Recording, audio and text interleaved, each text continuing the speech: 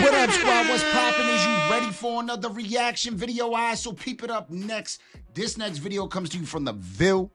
Go check out his channel. The link will be in the description below. If you want all of the behind the scenes, anything that has to do with Kendrick, West Coast, anything, man, hip hop news, man, go check that channel out, man, for real. He's serious. He gets busy. He's serious about his business. That being said, Pusha T exposes Def Jam for dropping him after having Kendrick on new album. So I see something like this. I ain't gonna lie. I see something like this on X, and I'm like, yo, let me check out the Ville, see what he's talking about. And I'm like, oh, shoot, he did do it, so we gonna react to it. You know what I'm saying? That being said, if you're new to the channel, forget to comment, subscribe, thumbs up. Slap that red button. All right, man. How many of y'all is excited for this new Clipse album? It'll be the first time that I actually listen to them. Yeah, man. Yo, I'm excited about it, man, because they together. They back together, the brothers. You know what I'm saying? I just know grinding. They bros. Anyways, you know what's crazy? Pusha used to be Drake's favorite rapper. Oh, at one time. I think I heard that. I think I heard that. He was. It's crazy how your heroes become your foes. That's just crazy. Only in hip hop, y'all. Only in hip hop that happens. You know what I'm saying? Your hero. Yeah, do not say you are my hero. Do not say I looked up to you, because eventually something spoils, man. Like some sour milk, man. It spoils like MGK and M&M's. I was already thinking it. I didn't need you to bring it up. I said I was thinking that. I didn't need you to bring it up. Why you be opening old wounds? All right, anyways, let's get into it. Now, this story is interesting. Hold up. Gotta do this again. Mess it up. Gotta go in that head. For multiple reasons, but let's get into it so we can see what's going on. Because Pusha T had recently did an interview with GQ magazine, and he had spoke out about his relationship with Def Jam and the issues that he had because of a Kendrick Lamar feature. It says here that Pusha T says that Def Jam dropped him and Clipse as a group because of the Kendrick Lamar feature that they had. Now, taking a quick look at the album that's set to release, they have this album called Let God Sort 'Em Out. And if you can remember on this channel, I've talked about it a few times. They had a song with Kendrick Lamar. They had a feature with Kendrick Lamar on a song called Chains and Whips. Now, this is speculative at the moment. It says here that this track list is unconfirmed. It's compiled of recent single snippets and song titles sourced from streaming services, PROs, and social media. It is purely speculative and has not been confirmed by the artist. It says that they'll update this list soon whenever they can. Now, the official track list is unconfirmed, as they say, but we could confirm that one of the songs that people had talked about was a feature with Kendrick Lamar. Back to the past, at least in 2024, there was an article that was posted that said Clipse signed with Def Jam ahead of new album, Let God Sort 'Em Out, the same album that we're talking about, right? It says here, while Pusha T is already signed to the label as a solo artist, the duo have opted to ink a deal with a storied company after their prior albums were handled by a variety of labels, including Jive and Arista. The deal was announced on Monday, October 28th by Malice on Instagram, where he posted a picture of himself in Def Jam's office, standing in front of a TV that said, Def Jam welcomes Clipse. I think they had removed the Def Jam photo because it says that it's no longer available. I'm not signed in at the time, but I do remember that they were in the office of Def Jam where they had shared that picture. So I do remember when that was first shared the first time around last year. Pusha T had said to Vulture, he said, I think this is where you get the difference between taste and filler. The music is curated. This is high taste level piece of work. You can only have that level of taste when you have fundamentals down to a science. I think it's been definitely missing. Then there's the competitive aspect. So they talk about signing with Def Jam. They've given their opinions. They've talked about the album a little bit after this, after being signed to them, but it doesn't look like it ended there. It looks like it started going sour. It looks like it started going south because of the relationship that Clipse and Pusha T have with Kendrick Lamar. Now, the album is expected to come out in the summertime, July 11, 2025. But like I said in the beginning of the video, Pusha T had did an interview with GQ magazine where he had opened up with the fallout of Def Jam. Because the article we just read, it said that he had signed in October 28th, just about 7 or 8 months ago. The fact that he had a fallout with Def Jam that quick is crazy. Hasn't even been signed to them for a whole year yet, and they already had issues. The things that he talks about in that interview, speaking about Def Jam, he said, if you expected the album last year, the brothers sympathized. So did they. Pusha says they felt confident, proud, and assured of themselves when they presented the music to Def Jam. The label loved what they heard, except for Kendrick Lamar's guest verse on the thunderous Chains and Whips, the final version of the song that Pharrell teases at the Louis Vuitton runway show. And the song Pusha says was the first to come out of their sessions. Don't be fooled by Pusha's interviews appealing for one last guest verse and the Twitter jokes that he went to the GNX tour date to physically walk Kendrick into the nearest studio. K-Dot's verse homework has been turned in for a while now. So this is what I talked about. I thought Pusha T had met Kendrick at the concert. He had went to the GNX tour. I thought he had pulled up there to try to get a verse. It looks like Kendrick had gave him a verse a long time ago. Oh, so they've been had this verse. He got you then. He got you. He got everybody. Hey, when they troll like that, sometimes you really believe it. You know what I'm saying? Sometimes you have to go through that length to get a verse, especially by Kendrick right now being the hardest, artist right now. Yeah. He the hottest one out there. You know what I'm saying? Very busy. So, I mean, I'm pretty sure it wouldn't be doubtful to think. You know what I'm saying? It wouldn't be like beyond measure. Good assumption. Yeah. To be like, hey, you know what? Maybe he did have to go through all that to get the verse. You know what I'm saying? Because dude is everywhere right now. All right?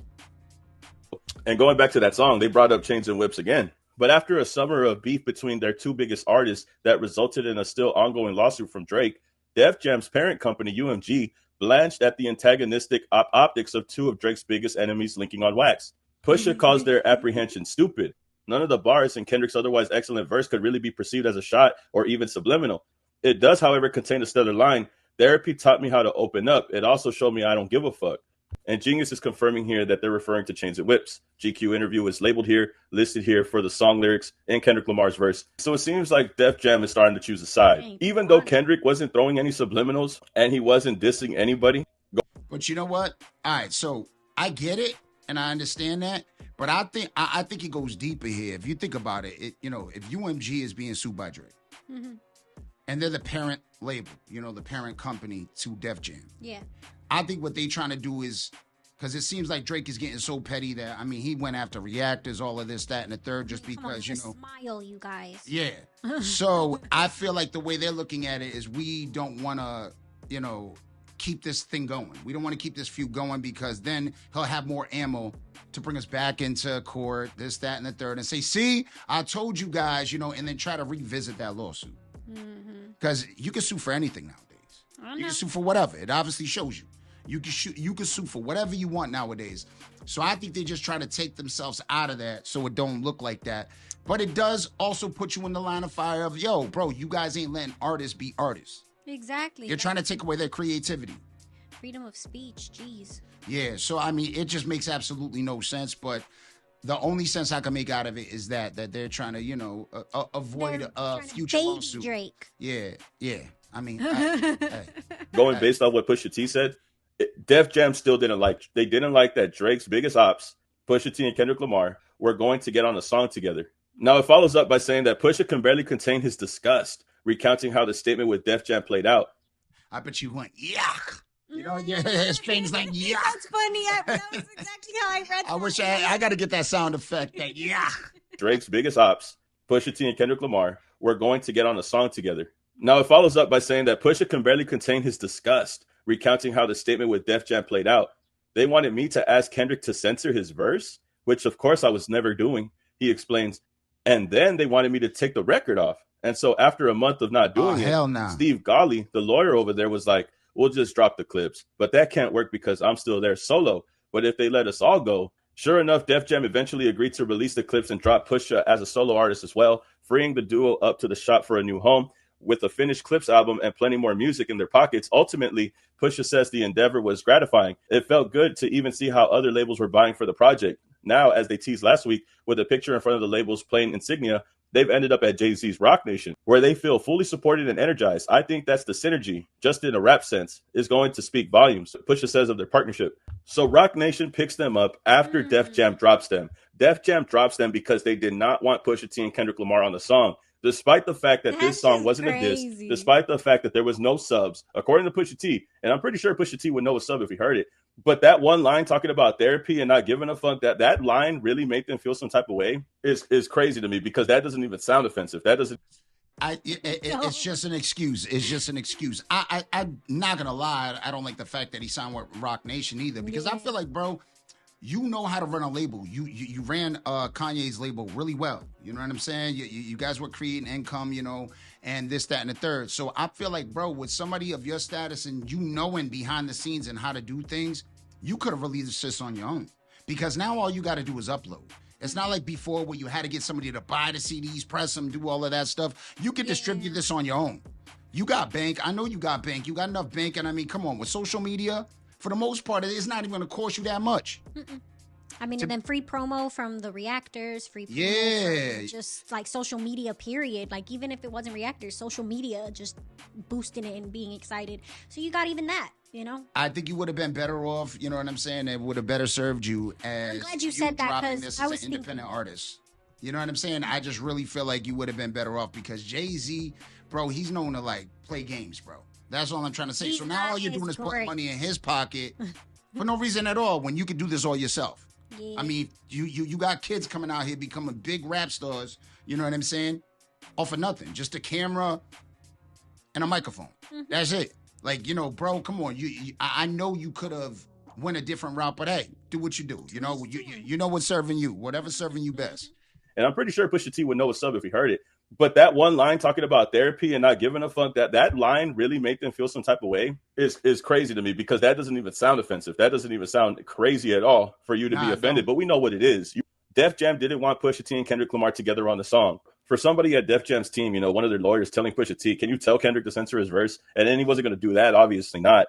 And then he tells him, you know what, just drop him from the label. If they're not going to do anything, just drop him. Seems very dramatic, seems very drastic. And it started to make me think, what relationship does Def Jam have with Drake that makes them feel like they had to do this? They had to make this decision. I don't know their current relationship now, but Layer Cohen is a very important individual when it comes to behind-the-scenes situations. Layer Cohen, on trying to bring Drake to Def Jam, the truth is he shook my hand. Now, this is back in 2018. He was on The Breakfast Club, had spoke to them. He had spoke on how he almost inked a deal with Drake while heading to Def Jam.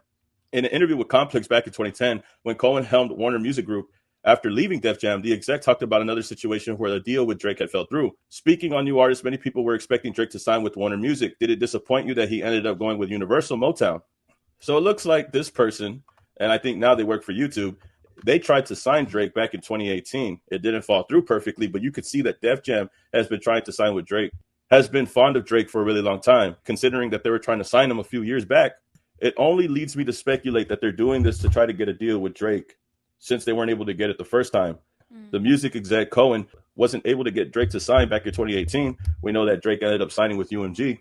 But I feel like Def Jam is doing this so that way they could build some type of relationship or build some type of trust with Drake. Maybe if he signs with them in the near future. I mean, Drake is suing his label UMG right now. And I'm assuming that he's not going to stay with UMG after all of this is said and done.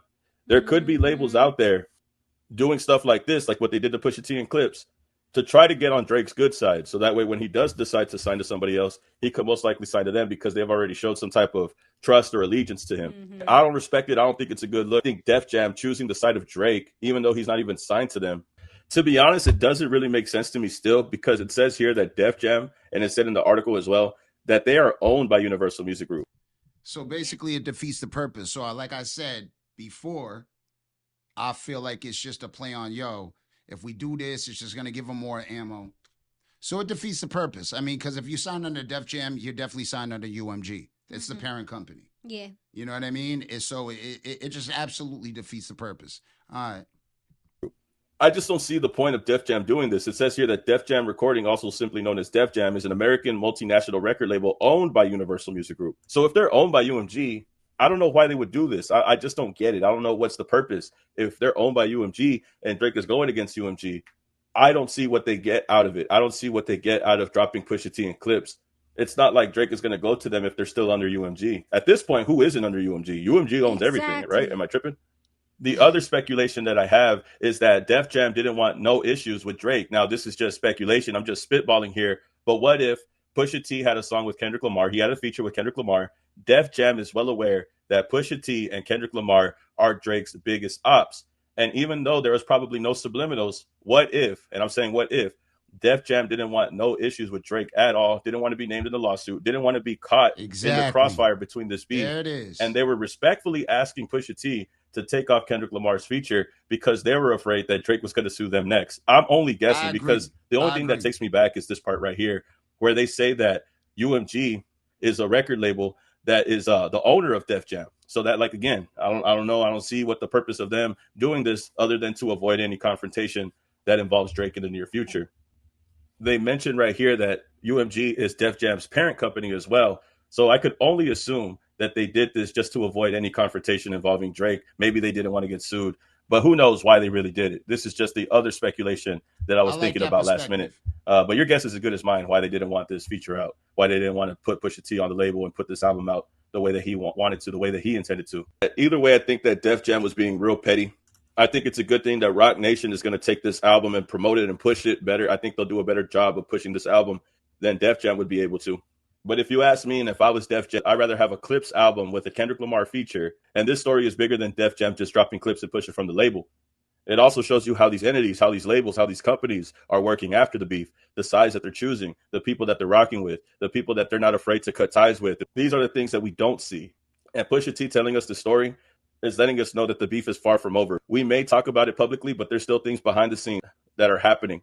And it's affected more people behind the scenes than we thought. It's affecting labels and how they handle artists and how those artists feature other artists that have problems with other artists that they fuck with. I mean, I think this is something that's happened for a really long time. I think labels and artists beefing with each other has been going on since forever.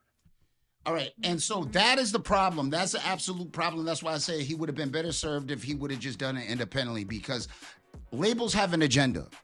And depending on the situation, you know what I'm saying? Like, think about it. You got Drake, Powerhouse, you know, Clipse, been around for a while, you know what I'm saying? But this is the first time getting back together in over a decade.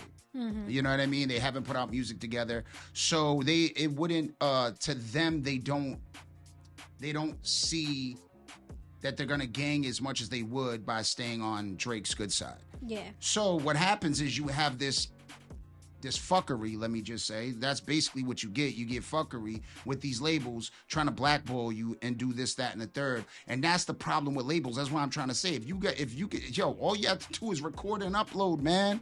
That's it. That's all you got to do nowadays. With the internet, you do not need a label. Screw the labels. Screw the labels. And you running one, you should know how it works. So you should know better than anybody how to get this out there. Yes. You work behind the scenes. How many of you guys think that? How many of you guys think that, they should have just released this independently? Like I said, you don't need all the money you needed before. Mm-hmm. I agree. That being said, if you're new to the channel, don't forget to comment, subscribe, thumbs up, slap that red button.